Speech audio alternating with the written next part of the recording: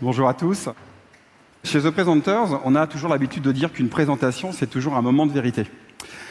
C'est le moment de vérité de vos idées. Pourquoi? Parce que ça conditionne généralement de la part de votre public, après que vous ayez travaillé, présenté, partagé, travaillé tout un dossier, ça conditionne un oui j'ai envie ou un non merci.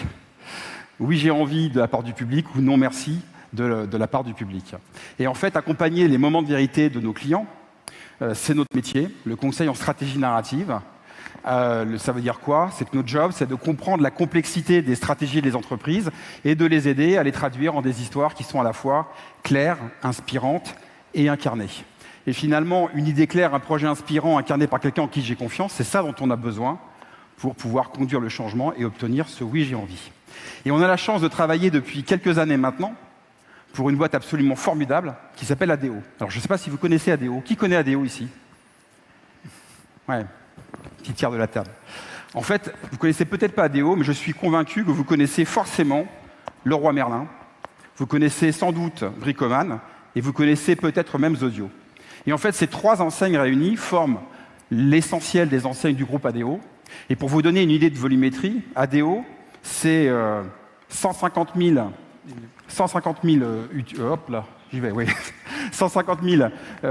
collaborateurs, c'est 1000 magasins, et puis c'est surtout une implantation dans 13 pays et 30 milliards d'euros de chiffre d'affaires. Mais c'est surtout un groupe qui est en pleine transformation digitale à l'échelle mondiale et qui est guidé par une envie, celle de devenir la plateforme mondiale de l'habitat positif, guidée par une étoile polaire, être utile aux habitants du monde et à la planète.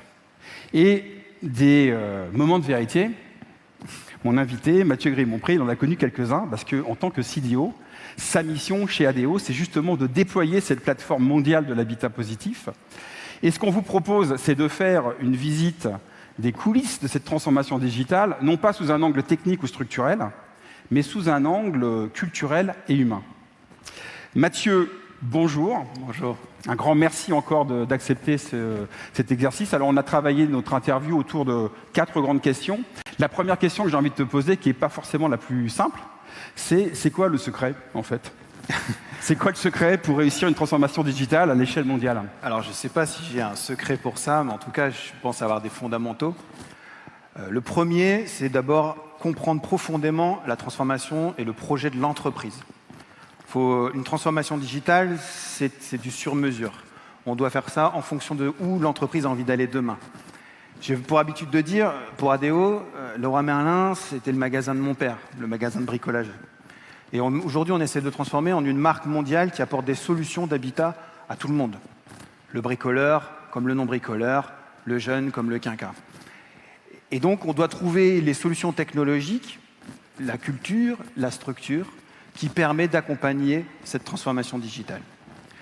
Et donc, j'en viens à mon deuxième point fondamental, c'est que cette transformation, elle se repose sur ça, sur 2 piliers. Une transformation de structure. Donc, pour nous, ADO s'est transformé 23 pays qui avaient chacun un système d'information en une plateforme mondiale technologique, data-driven, UX-driven, on a entendu ça toute l'après-midi, mais également aussi de la culture. Et la culture, c'est le fait de pouvoir travailler tous ensemble. Comment je fais travailler sur une plateforme commune des Russes avec des Brésiliens, avec des Français? Comment on co-développe ensemble? Comment on met en place des systèmes de compréhension mutuelle du sens du rythme, du sens de la performance, de l'engagement, quand on a des cultures très différentes à travers le monde? Et ça, c'est le vrai challenge de la transformation digitale. Donc c'est un enjeu autant de culture que de structure, finalement. Exactement. Alors, deuxième question, qui évidemment est au cœur du sujet de cette intervention, c'est quoi les grands moments de vérité, finalement, que tu as dû rencontrer sur ce projet plateforme, et quels sont ceux que tu as peut-être encore à mener? Alors, le premier auquel je pense, peut-être un des plus importants, c'est le kick-off du projet. Quand on est nommé, quand on se lance dans une transformation digitale et qu'on doit la porter, c'est un peu un tir à un coup, spécialement quand on fait une transformation à l'échelle mondiale. Parce que le message, sa simplicité, va se porter tout seul. On va devoir exprimer une ambition suffisamment haute pour entraîner tout le monde, pour donner envie, mais suffisamment atteignable pour qu'on se sente en capacité de le faire. Ça doit être challenging et on doit avoir envie d'y aller.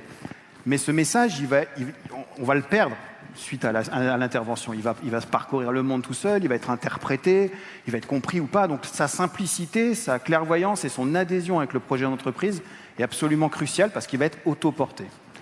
Donc le kick-off, c'est vraiment le moment crucial et il ne faut pas le rater. Donc ça demande beaucoup de préparation. Très bien. Deuxième... Alors un deuxième, c'est de l'autre côté du miroir, c'est le message avec les actionnaires. Vous savez sans doute que nous sommes membres de l'association familiale Mullier, donc qui détient également Decathlon, Auchan et d'autres enseignes. À la base, c'est une famille d'entrepreneurs, ce n'est pas une famille de technologistes. Donc quel discours, comment leur expliquer pourquoi il faut investir énormément d'argent, parce que ça coûte cher une transformation digitale, dans des technologies, dans des disciplines qui ne connaissent pas. Et pour ça, il faut un fil narratif de progression. Il faut expliquer que ça ne va pas se faire en 6 mois, comme ça ne va pas se faire non plus en 10 ans. Donc comment on peut expliquer ces step by step, comment montrer les progressions à chaque intervention avec l'actionnaire, c'est un vrai travail de storytelling, mais basé sur des faits, évidemment. Tout à fait, effectivement, avoir un fil narratif cohérent tout au long d'un projet, c'est un vecteur de confiance qui est fondamental, puisque une histoire, c'est totalement cohérent. Hein. Une histoire, c'est un lien logique de cause à effet, et une histoire qui n'est pas cohérente, c'est une histoire qui n'a ni queue ni tête. Et une histoire qui n'a ni queue ni tête, on ne peut pas lui faire confiance. Tu m'as parlé d'un troisième moment de vérité ? Oui, je pense que c'est plutôt conjoncturel. On a vu des personnes de chez Vinci Aéroport, voilà, on a tous subi 2 ans de chamboulement assez extraordinaire dans nos business, et je pense que tous les dirigeants dans la salle aussi ont eu des moments de communication assez stressants. Moi, j'en ai 2 qui me reviennent en tête. On a fermé 1000 magasins en l'espace de quelques semaines. Donc, grosso modo, plus de 90% de nos chiffres d'affaires, c'était fini. J'ai dû rassembler 250 product leaders environ. On s'est connectés ensemble sur un grand spreadsheet et on a redéfini le portfolio des projets en à peine 3 jours. On a réinvesti la totalité de nos efforts de développement sur des outils digitaux de type Ship from Store, Click and Collect. Et on a réussi en quelques semaines à récupérer une grande partie de notre chiffre d'affaires à travers le monde. Et ça, c'est grâce à des structures digitales qui nous permettent d'être agiles et quelque chose qu'on avait commencé quelques années auparavant. Une autre chose qui me vient à l'esprit, en 2018, on a décidé d'équiper tous nos collaborateurs de smartphones. Donc 150 000 smartphones dans le monde, n'importe quelle personne chez ADO en a un. Et ça a été super, encore une fois, cette structure digitale, parce que quand on a lancé notre fonds de solidarité, parce qu'il faut comprendre que le quoi qu'il en coûte, c'était en France, hein, en Afrique du Sud, au Brésil, en Russie, ça n'existait pas. Donc pour aider les collaborateurs qui avaient un problème financier, on a créé un fonds de solidarité mondial. Et ça, pour que ça se sache, on l'a communiqué en streaming sur tous les téléphones du monde avec notre CEO a été vu par 44 000 personnes en live grâce à nos outils digitaux. Donc ça montre que la transformation digitale, c'est aussi lié à cette structure et cette culture pour permettre cette diffusion de messages massifs comme ça. Culture et structure, toujours au cœur de la transformation.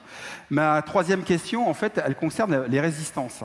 Alors, on a l'habitude de dire chez The Presenters que les idées, vos projets, c'est un peu comme un aimant.